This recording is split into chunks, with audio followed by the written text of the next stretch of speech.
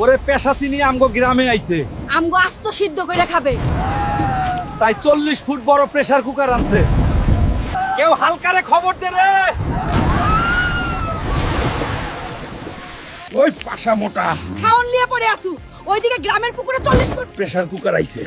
সবাইকে আস্ত সিদ্ধ করে খাবে। তুই জলদি চল। চল দাদি, আমি দেখতাছি ব্যাপারটা। কই রে 40 ফুট প্রেসার কুকার, ওইটা দিয়ে আমি লই ভাজা খামো। ওই দেখ রে হুলকা, কত বড় প্রেসার কুকার। এইটা তো আমি অর্ডার দিয়েই আনছি, কিন্তু লোকজন যে এত ভয় পাইছে, এই সুযোগে কিছু হাতিয়ে নেওয়া যাক। শোনো, এইটাই আসলেই পেশাচিনি ডাইনিরি প্রেসার কুকার। এইটা দিয়েই সে সবাইকে খাওয়ানোর জন্য আনছে। এইটা থাকলে আমরা কিভাবে বাঁচুম রে হালকা? এই ডাইনের হাত থেকে বাঁচতে হইলে 4টা গরু আর 2টা খাসি লাগবে, তাইলেই ডাইনি চলে যাবে। আচ্ছা হালকা, আমরা আনতেছি, তুমি দাঁড়াও। এই নেন হালকা। ও এখন সবাই চলে যাও, ঘরের দরজা লাগাই দিয়ে শুয়ে পড়ো, আমি ডাইনিরে তাড়াই দিতেছি। তাড়াতাড়ি চলো, সাবধানে থাকো। বোকা গ্রামবাসী, এখন যাই। আজ তো গরু রুকলাম না খামো, আরে খাসির কাছি খামো পেট বই। বন্ধুরা, ভিলেজ হালকো 100K সাবস্ক্রাইবার কমপ্লিট করার জন্য ইউটিউব থেকে আমাদের জন্য সিলভার প্লে বাটন পাঠিয়ে দিছে। খুব তাড়াতাড়ি আমরা লাইভে প্লে বাটন আনবক্সিং করব। সবার ভিলেজ হালকের সাথেই থাকুন। ওয়াও, ওই হালকা। আমার উটের দুধ খাইতে মন চাইতেছে, এখনই যা আমার জন্য উটের দুধ এনে। আচ্ছা দাদি, আমি যাইতাছি। ধুরবাল, আগে আর ভালো লাগে না। উটের দুধ আনতে আবার ইয়াহাবি যাইতে হইব। ইয়া হাবিবি, আমার উটের দুধ লাগবে। যত খুশি নিয়ে যাও হাল্ক, চাইলে একটা উটও নিয়ে যেতে পারো। বাই বাই ইয়া হাবিবি, দাদির জন্য নিয়ে গেলাম।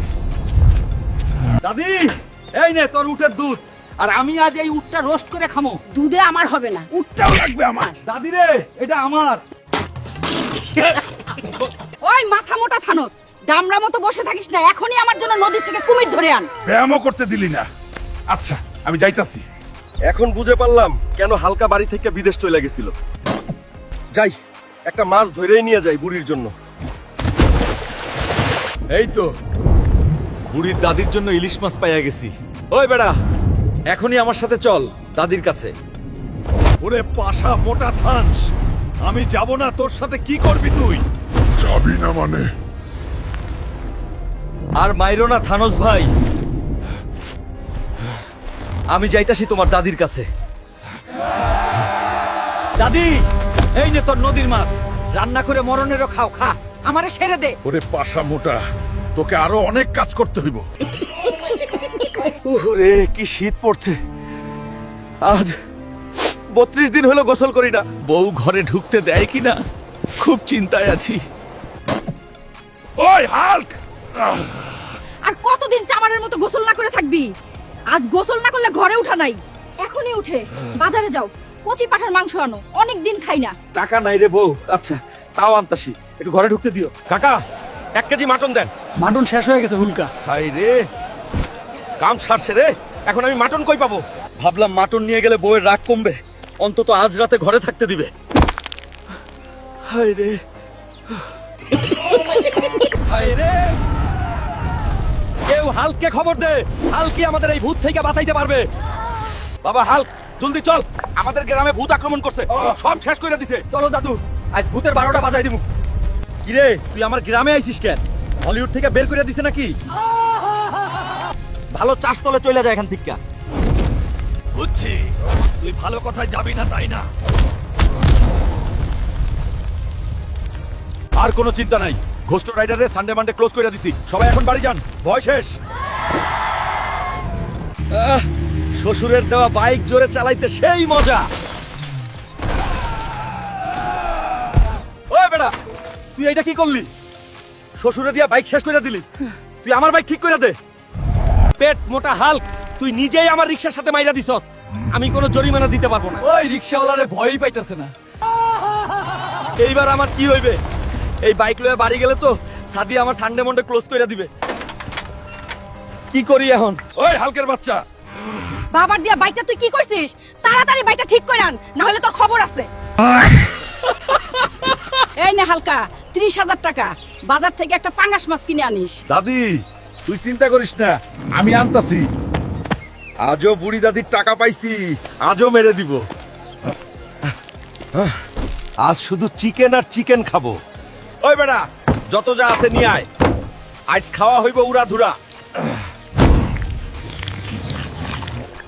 ওই বেটা, বিল কত হইল রে? হালক ভাই মাত্র 35,000 টাকা হয়েছে। কি 35,000? আমার কাছে তো 30,000ই আছে। 30,000 না 35,000 টাকা, আর টাকা এখনই দিয়ে যাইতে হইব হাল্ক। আচ্ছা যাই হোক ভাই, আমার একটু ডিসকাউন্ট দাও, তাছাড়া আমি টাকা কই পাবো? টাকা না থাকলে 5,000 টাকার থালা বাসন ধুয়ে দিয়ে যাও। কোন দুঃখে যে দাদির টাকায় খাইতে আসছিলাম, পুরাই চুদলিং পঙ্ক হয়ে গেল। মা, আমাকে 50,000 টাকা দে, শীতের পোশাক কিনবো। শীতের পোশাক কিনতে এত টাকা লাগে? এই নে। কিনে নিয়ে আয় যা। ঠিক আছে মা, অনেক দিন পর এতগুলো টাকা পাইলাম, যাই আগে ভুড়ি ভোজ করে আসি। ওই মামা, ভালো মন্দ যা আছে সব নিয়ে আসো। হাল্ক ভাই, তোমার 50,000 টাকা বিল হইছে। লে 50 আগলে কোজা খাস, বাপেরও নাই আমার কাছে। পরে শীতের জামার টাকাটা তো সব শেষ, এখন জামা কই পাই? খাওনের ঠেলাই তো সব ভুলে গেছি। পাইছি আইডিয়া। মা, এই দেখো। 50,000 টাকা জামা, পেট মোটা। এইটা 50,000 টাকা। মা, মা, বন্ধুরা আমাকে বাঁচাইতে লাইক আর সাবস্ক্রাইব করো জলদি। না, একা একা আর ভালো লাগে না, একটা সঙ্গীর খুব দরকার, যাই দেখি কিছু একটা ব্যবস্থা করি। হাটে তো এসে পড়লাম, সামনের বাঘটা কেমন হয় দেখ। ভাই, এইটা কত দাম? হাল্ক, এইটা তোমার জন্য মাত্র 10,000 টাকা। আজ থাইকা এই বাঘ আমার সঙ্গী। চল এবার বাড়িতে। মা, এই বাঘটা আজ থেকে আমার সঙ্গী। কেমন হইছে মা? ওরে পেট মোটা হুলকা, তুই বাড়ির বাঘ নিয়ে আইছস? নিজেই বসে বসে খাস, আবার সঙ্গে নিয়ে আইছস বাড়িত। কাম ছাড়ছে রে পালা হাল্ক।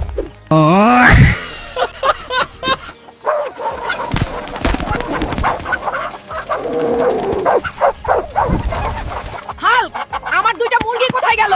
দাদি, হয়তো কেউ চুরি করেছে, আমি শীঘ্রই খুঁজে আনবো। আমি ঠিক বুঝতে পারছি। এই দুইটা মুরগি শেয়াল চুরি করেছে। চল বেড়া, মুরগি চোর। বাপরে, তুই শেয়ালের সাহায্যে লাঙল চালাচ্ছিস? দাদি, এই দুইটা শিয়ালই তোমার মুরগি চুরি করেছে, সেই জন্য আমি এদেরকে কাজে লাগাচ্ছি। ঠিক আছে, আরো বেশি করে খাটিয়ে নে। আমাদের মুরগি চুরি করা, হাল্ক, ওদের একদম ছাড়বি না। দেখো কেমন লাগলো। দেখো কেমন লাগলো আমাদের মুরগি চুরি করা। বাবা হাল্ক, জলদি চল, আমাদের গ্রামে ধান খেতে বিশাল ইঁদুরের আক্রমণ হয়েছে। চলো দাদি। ওই শয়তানদের দেখতেছি আমি। ওই হারামি, মারো হাল্ক।